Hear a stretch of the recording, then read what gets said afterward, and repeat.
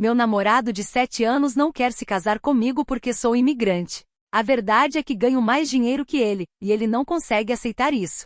Sou uma mulher de 29 anos que me mudei para os Estados Unidos há 7 anos como estudante de pós-graduação da Indonésia. Conheci meu namorado em 30 de maio, alguns meses depois de me mudar, e estamos juntos desde então. Meu namorado é cidadão americano. Depois que me formei, tivemos uma conversa séria sobre para onde nosso relacionamento estava indo. Sentamos uma noite, o clima tenso, mas esperançoso. Deixei muito claro que queria eventualmente me casar e ter filhos. Era importante para mim que estivéssemos na mesma página sobre nosso futuro. Meu namorado ecoou sentimentos, dizendo que queria as mesmas coisas. Lembro-me de perguntar a ele diretamente se ele via isso acontecendo comigo, porque eu não queria estar em um relacionamento sem futuro. Ele olhou nos meus olhos, disse que me amava e me garantiu que estávamos definitivamente indo nessa direção. Suas palavras me fizeram sentir segura, e eu acreditei que estávamos no mesmo caminho. Na semana passada completamos 7 anos de namoro. Ocasionalmente falamos sobre casamento, geralmente em momentos tranquilos em domingos preguiçosos ou enquanto compartilhávamos uma garrafa de vinho em noites especiais. Apesar dessas conversas, ambos estávamos ocupados com nossas respectivas carreiras, então o momento nunca pareceu ideal para dar o próximo passo. Ele estava focado em seu trabalho como professor, enquanto eu estava profundamente envolvida em meu cargo em uma empresa de tecnologia. Nossos empregos consumiam muito nosso tempo e energia. No entanto, recentemente minha empresa anunciou que há uma chance de que o trabalho do meu departamento seja terceirizado. Essa notícia me atingiu com força. Estando com um visto H-1B trabalhador temporário. Esse desenvolvimento significou que eu precisava começar a procurar um novo emprego o mais rápido possível se quisesse continuar nos Estados Unidos. A incerteza da minha situação de emprego adicionou uma camada de estresse à minha vida. Eu sabia que tinha que agir rapidamente, pois perder meu emprego colocaria em risco minha capacidade de permanecer no país, um lugar que se tornou minha segunda casa nos últimos 7 anos. Na semana passada, durante nosso aniversário, mencionei isso. Estávamos jantando em nosso restaurante favorito, comemorando 7 anos juntos. O ambiente era perfeito, com iluminação suave e uma mesa em um canto tranquilo que nos permitiu conversar livremente enquanto apreciávamos nossa refeição. Juntei minha coragem e perguntei a ele se achava que era a hora certa para pensar em nos casar, pois isso também ajudaria a resolver meus problemas de visto. Tentei apresentar isso como uma solução prática, interligando nosso amor e futuro com a realidade da minha situação. Ele parecia prestes a vomitar, seu rosto ficou pálido, e ele evitou contato visual, olhando para o prato. Depois de muita insistência, ele finalmente confessou que não estava planejando nos casar antes de eu conseguir um green card, residência permanente nos Estados Unidos. Suas palavras foram como um soco no estômago. Eu estava incrivelmente confusa e magoada, porque ele nunca tinha mencionado isso antes. O jantar, que deveria ser uma celebração do nosso amor, se transformou em uma conversa tensa e dolorosa que me deixou questionando tudo. Eu estava incrivelmente confusa porque ele nunca tinha mencionado isso antes. Seu motivo era que ele não queria ser usado como um mulo de visto, suas palavras, não as minhas. Ele explicou que queria ter certeza de que eu me casaria com ele porque eu amava, e não porque era um atalho para permanecer nos Estados Unidos. O que só poderia acontecer quando eu obtivesse um green card. Ouvi-lo dizer isso foi como uma bofetada. Era como se ele duvidasse do meu amor e das minhas intenções, apesar dos nossos 7 anos juntos. Levei um tempo para processar o que ele disse. Sentei ali atordoada, tentando entender sua admissão repentina e chocante. O homem que sempre havia sido meu porto seguro agora parecia um estranho, questionando a própria base do nosso relacionamento. Desesperada por clareza, perguntei a ele se ele ficaria bem em se mudar para a Indonésia comigo se as coisas não dessem certo com meu visto. Sua recusa imediata doeu ainda mais. Ele disse simplesmente que não estava disposto a se mudar, destacando o quanto nossas prioridades eram diferentes. Eu não reagi bem. A mistura de traição, confusão e dor era muito avassaladora. Senti meus olhos se encherem de lágrimas, e eu soube que não conseguia ficar sentada ali por mais tempo. Abruptamente me levantei, murmurei algo sobre precisar de ar e saí do restaurante. Eu não conseguia lidar com o que tinha acabado de acontecer. A noite que deveria comemorar nosso aniversário havia se transformado em um pesadelo, deixando-me questionando tudo sobre nosso futuro. Ainda estou em descrença. Comecei a namorar com ele porque ele era o homem mais gentil, atencioso e generoso que eu já conheci. Desde o início, ele sempre esteve lá para mim, seja me ajudando a me adaptar à vida em um novo país, me apoiando nos desafios da pós-graduação ou simplesmente sendo um parceiro amoroso e carinhoso. Ele me fez sentir valorizada e querida, e eu acreditei que compartilhávamos uma conexão profunda e genuína. Agora, sinto que perdi 7 anos. A constatação de que ele duvidou das minhas intenções o tempo todo é devastadora. Embora os problemas de visto sejam certamente um problema, eu não o namorei com a intenção de fazê-lo meu seguro. Eu o amava por quem ele era, não pelo que ele poderia me proporcionar em termos de situação legal. Dói profundamente pensar que ele me via como alguém que poderia usá-lo apenas para permanecer nos Estados Unidos. Não consigo acreditar que mesmo depois de quase uma década juntos, ele não sabe que tipo de pessoa eu sou. Sempre fui independente e trabalhadora, nunca dependendo dele financeira ou de outra forma. Pensei que ele entendia e apreciava isso a meu respeito. O fato de ele poder alimentar tais dúvidas depois de todo esse tempo me faz questionar tudo sobre nosso relacionamento. É uma constatação dolorosa que, apesar de todo o amor e as lembranças que compartilhamos, ele nunca realmente entendeu meu caráter ou minhas intenções. Sinto que esse relacionamento provavelmente acabou e dói muito. Atualização: alguns dias atrás, fiz uma publicação sobre como meu namorado de 7 anos não queria se casar comigo porque eu era uma imigrante com visto H1B e ele não queria ser um mulo de visto. Estou com visto H1B há pouco mais de 2 anos. Antes disso, estive com STEM OPT por cerca de 3 anos após a pós-graduação. Navegar pelo processo de visto foi incrivelmente estressante. Tive muito azar na loteria H1B, me candidatando a cada ano com ansiedade crescente à medida que minha janela de elegibilidade diminuía. A competição era feroz, e a cada ano eu enfrentava a decepção esmagadora de não ser selecionada. Finalmente, na última rodada em que eu era elegível para me candidatar, consegui meu visto H1B. O alívio foi imenso, mas foi uma jornada desgastante até aquele ponto. Obter o visto me permitiu continuar minha carreira nos Estados Unidos, mas o processo me deixou constantemente ciente da precariedade da minha situação. A experiência destacou a importância da estabilidade no emprego e o risco constante de ter que deixar o país se as coisas não dessem certo. Obter residência permanente nos Estados Unidos não é fácil.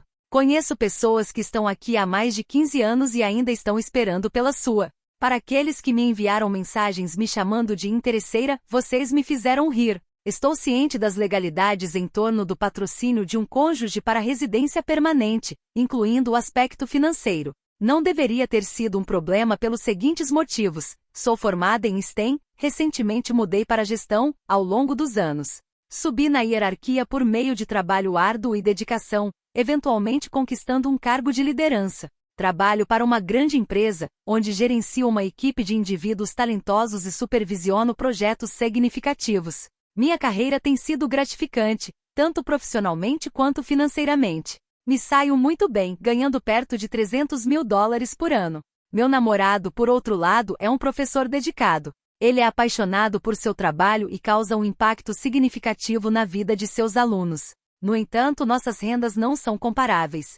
Ele ganha cerca de $60 mil por ano, o que é um salário respeitável, mas significativamente menor que o meu. Essa disparidade nunca foi um problema para mim. Sempre respeitei e admirei sua dedicação à educação e a influência positiva que ele tem sobre seus alunos. Nossos diferentes caminhos de carreira e ganhos nunca afetaram meus sentimentos por ele ou meu compromisso com nosso relacionamento. Moramos juntos há 6 anos. Temos uma conta conjunta para pagar despesas como aluguel e contas de utilidade, na qual ambos depositamos uma porcentagem do nosso salário. O resto do nosso dinheiro vai para nossas próprias contas privadas, e não gerenciamos o dinheiro um do outro. Como sou bastante econômica, economizei bastante dinheiro em poupanças e investimentos ao longo dos anos. Tenho sido cuidadosa com meus gastos, sempre planejando para o futuro.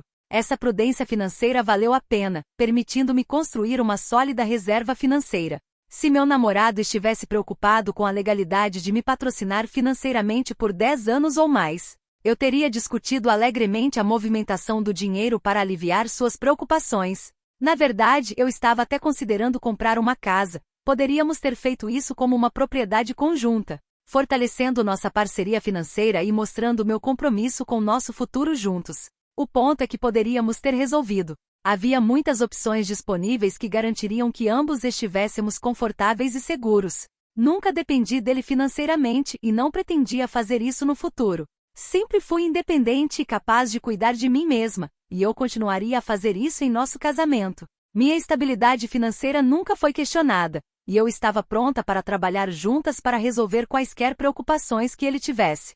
Pode ser que eu não tenha considerado tudo, mas vocês têm que notar que pensei na questão do casamento para o visto muito recentemente. Apenas quando a ameaça de possivelmente ter que ir embora pairou sobre mim. A ideia de me casar por um visto nunca foi uma parte significativa dos meus planos. Meu foco sempre esteve em nosso relacionamento e em construir um futuro juntos baseado em amor e respeito mútuo. Foi só quando o anúncio da minha empresa sobre a possível terceirização veio à tona que a realidade da minha situação de visto me atingiu com força. Essa ameaça repentina me forçou a considerar o casamento como uma solução prática, mas nunca foi algo em que eu havia pensado em detalhes antes. Minhas intenções nunca foram usar meu namorado como um meio de garantir minha permanência. O pensamento só passou pela minha cabeça como uma medida desesperada quando confrontada com a possibilidade de uma mudança radical em minha vida e carreira. Em relação à minha situação na Indonésia, venho de uma família muito religiosa e conservadora e tive uma infância horrível. Minha família não apoia minhas escolhas de carreira. Cortei contato com minha família quando me mudei para os Estados Unidos, então eles não estão no quadro. Eu tinha ótimos termos com a família do meu namorado, eles me amavam. Agora, para a atualização real, ele é meu ex-namorado. Levei alguns dias para me recompor e então entrei em contato com ele querendo conversar. Durante esses dias passei por uma montanha-russa de emoções, confusão, raiva, tristeza e uma profunda sensação de traição. Eu precisava de tempo para processar tudo, para pensar claramente sobre o que queria dizer e como me sentia.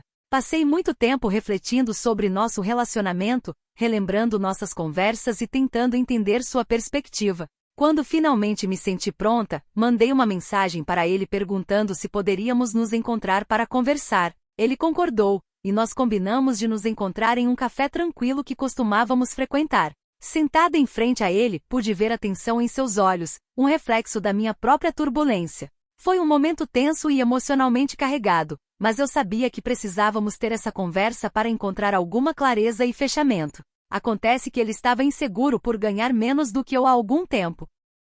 Essa revelação me atingiu com força. Ele confessou que por bastante tempo, ele se sentiu inadequado por causa da diferença significativa em nossas rendas. Aparentemente seus amigos tinham brincado com nosso relacionamento, me chamando de sugar mummy, porque eu cuido da maioria das despesas. Eles fizeram piadas e comentários que minaram sua confiança e o fizeram se sentir menos homem. Ele nunca me contou isso até agora. Todas aquelas vezes em que eu pensei que estávamos bem, ele estava silenciosamente lutando contra essas inseguranças, sentindo-se envergonhado e diminuído pelos comentários de seus amigos.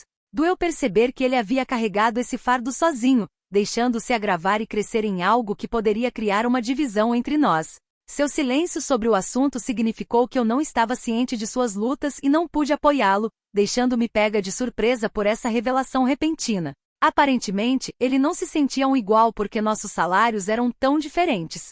A disparidade em nossas rendas havia sido uma fonte constante de desconforto para ele, fazendo-o se sentir menos valorizado e inadequado. Com o tempo, esses sentimentos de desigualdade cresceram, e ele começou a acreditar que eu estava com ele apenas como uma maneira rápida de obter residência permanente aqui. Fiquei sem palavras.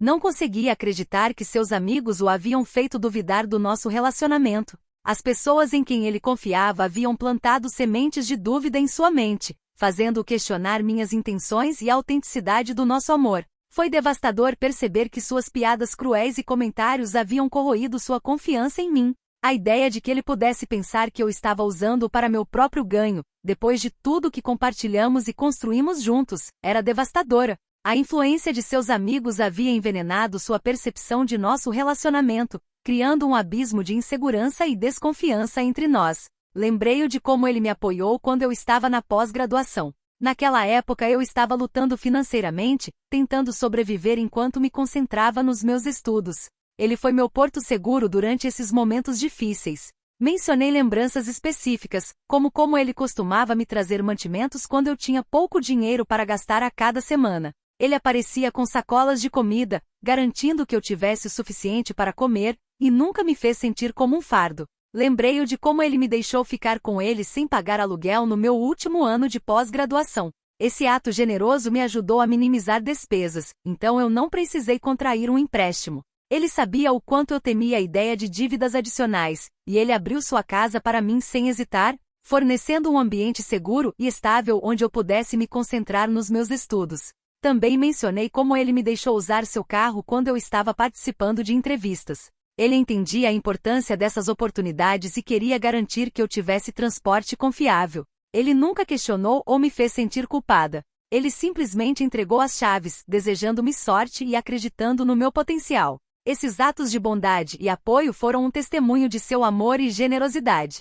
Eu queria que ele se lembrasse de como sempre estivemos um para o outro, de como seu altruísmo me havia ajudado durante alguns dos momentos mais desafiadores da minha vida. Esperava que lembrá-lo desses momentos o ajudasse a ver que nosso relacionamento foi construído em amor genuíno e apoio mútuo, não em motivos ulteriores. Eu disse a ele que ele fez essas coisas porque me amava e que eu assumir a maior parte das despesas domésticas desde que comecei a trabalhar era minha maneira de retribuir todas as coisas que ele fez por mim naquela época. Expliquei que eu via isso como uma maneira de equilibrar as coisas, de mostrar minha gratidão e apreço por todo o seu apoio durante meus anos de pós-graduação. Nunca foi sobre fazê-lo sentir-se inferior ou menos capaz. Era sobre mostrar a ele que éramos uma equipe e que eu estava tão comprometida em apoiá-lo quanto ele estava em me apoiar. Ele disse que entende o que estou dizendo, mas também que não esperava que eu começasse a ganhar mais do que ele imediatamente. Sua voz estava cheia de uma mistura de resignação e frustração. Ele admitiu que, embora entendesse minhas intenções, a realidade da disparidade em nossa renda ainda pesava muito sobre ele. Ele havia imaginado um futuro em que ele seria o provedor principal, e meu rápido sucesso na carreira o havia pegado de surpresa. Isso desafiou suas expectativas e o fez sentir que estava falhando em seu papel, apesar de todas as maneiras como ele contribuiu para a nossa vida juntos. Pude ver a dor em seus olhos, a luta entre entender minha perspectiva e lidar com suas próprias inseguranças. Perguntei se havia alguma chance de ele considerar ir à terapia de casal, como alguns de vocês sugeriram. Pensei que talvez, com ajuda profissional, pudéssemos abordar essas inseguranças e mal-entendidos profundos. Esperava que a terapia pudesse nos ajudar a nos comunicar melhor e reconstruir a confiança que parecia estar se esvaindo, mas ele recusou firmemente, afirmando que não achava que estava sendo irracional. Seu tom era resoluto, e estava claro que ele já havia tomado sua decisão. Ele disse que queria ser o provedor em um relacionamento e que não se sentia assim no nosso. Esse papel era importante para ele, intimamente ligado ao seu senso de identidade e autoestima. Ele confessou que meu salário maior o fazia sentir inadequado, ofuscado e menos homem. Ele não conseguia conciliar esses sentimentos, não importa o quanto eu tentasse tranquilizá-lo. Ele continuou dizendo que não havia volta disso, a menos que eu largasse meu emprego e encontrasse outro que pagasse substancialmente menos, o que não vai acontecer. Sua declaração foi um ultimato severo que sublinhou a profundidade de sua luta interna. Fiquei surpresa com a gravidade de suas palavras. A ideia de desistir da carreira pela qual trabalhei tanto, da independência financeira que conquistei, estava fora de questão. Parecia que ele estava me pedindo para sacrificar uma parte de mim mesma para acomodar suas inseguranças, e eu sabia que não era uma solução viável para nenhum de nós. A conversa me deixou sentindo-me impotente e de coração partido.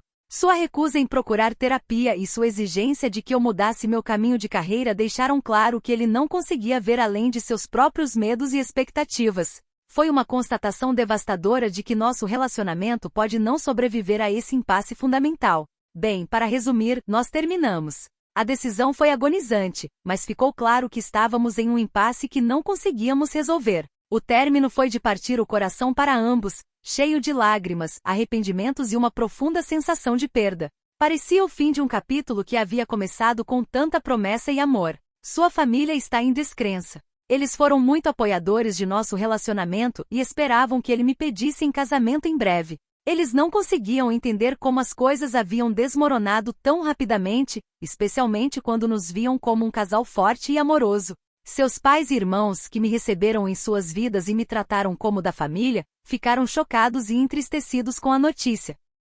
Eles entraram em contato comigo, expressando sua decepção e confusão, o que tornou a situação ainda mais dolorosa. Por enquanto me mudei para um Airbnb. Era muito difícil ficar no apartamento que compartilhávamos, cercada por lembranças de tempos mais felizes. O espaço temporário proporcionou um refúgio necessário, um lugar para começar a juntar os pedaços e descobrir meus próximos passos.